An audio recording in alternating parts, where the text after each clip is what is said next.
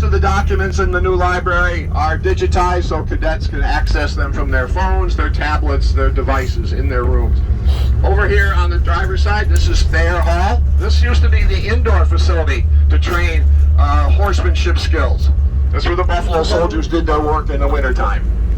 It converted to classrooms. Roughly 100 classrooms are there in Thayer Hall now. Now we're headed directly to go through Mahan Hall. Mahan Hall directly ahead of us is home of some of the engineering departments. It's named for Dennis Mahan. He was number one in his class in 1824, and in 1832, Sylvanus Thayer invited him back to head the engineering department.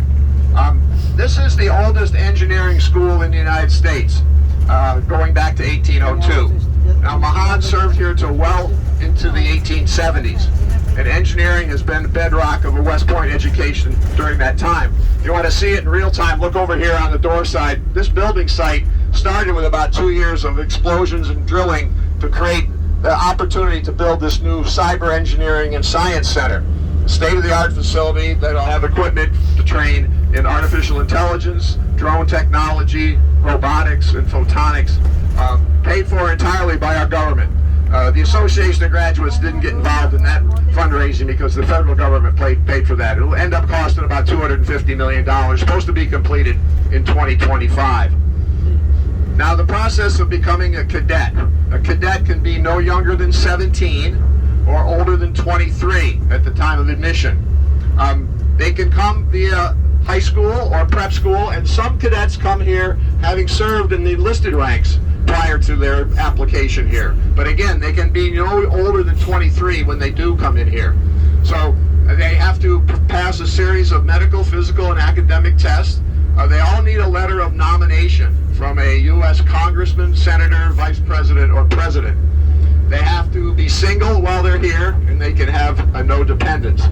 And it's a very, very challenging program to get into. We welcomed about 1,250 cadet candidates here at the end of June.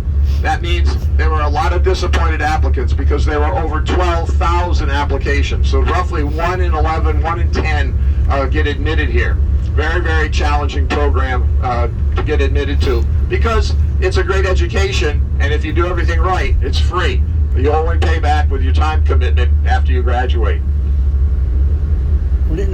I said before, they give away a lot of their free time, especially in the summertime, because they spend a lot of it devoted to military training.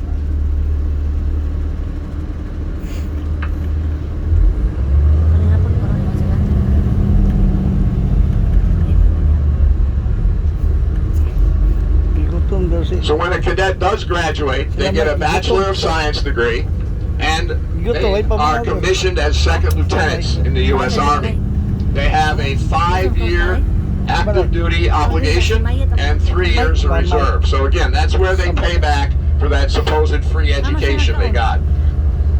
Pay with their time and with their service. Now when they graduate, they also become part of what's called the long gray line. You may have heard that expression before. It's been in use really since the Academy has been around. It's basically the bond of shared experience for all the graduates. All graduates become members of the long gray line. The long gray line has many, many illustrious graduates, including 2 presidents that we talked about earlier today. Now coming up here on the driver's side, we're going to be going by our newest monument. This is a monument to the Buffalo Soldiers. As I mentioned, Buffalo Soldiers were the ones that trained the cadets in horsemanship skills. And they served here from 1907 to 1947. But the Buffalo Soldiers, those African-American cavalrymen, they fought in places far away. They fought in Cuba and other venues around the world. So they did yeoman service not just here at West Point, but to the Army before the Army was desegregated in 1948. Now back to the illustrious members of the Long Gray Line. I mentioned Presidents Grant and Eisenhower. In the world of aviation, a great number of astronauts got their start here at West Point. Even though we don't have an aviation program, so to speak, they got their start basically in fighter wing.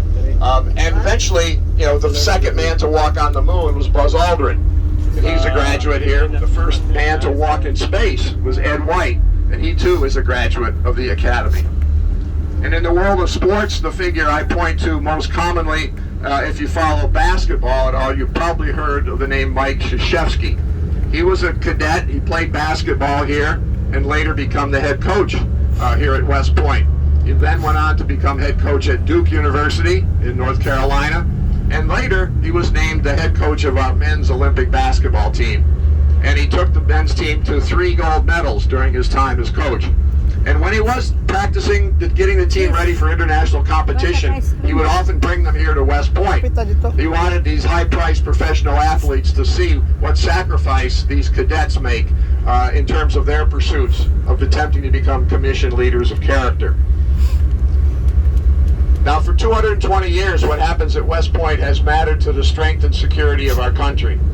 And it matters to those 55,000 living graduates who have come before and left here as commissioned leaders of character. And it certainly matters to the young men and women who will begin their academic year tomorrow, looking to follow in those footsteps and leave here as second lieutenants come next spring. And it matters to the public, and I know that every time I give a tour, because I'm looking back at faces that cared enough to come to West Point today. It mattered enough to you, and so Ralph and I are thankful for that. It's been my pleasure to be your guide this afternoon. I hope you've enjoyed it. Hope you've had a good tour. Hope you've gotten some nice pictures. You've been a great audience, and I wish you well the rest of the day, or however long you're staying here in the Hudson Valley, and safe travels wherever that may take you. Thank you again. It's been my pleasure to be your guide. Okay, thank you.